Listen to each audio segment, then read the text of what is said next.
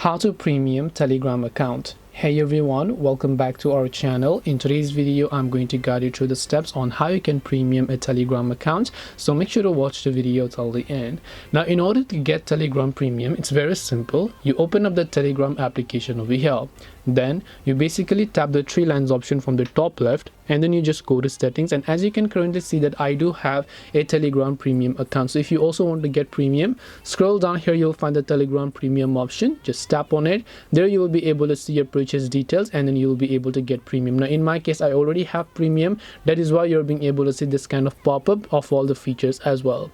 This way you should be able to go ahead and then premium your Telegram account. Hope this video was very helpful. If you have got any more questions, queries or doubts, feel free to also leave them down below. Thank you for watching till the very end of this tutorial, and see you soon in the next video.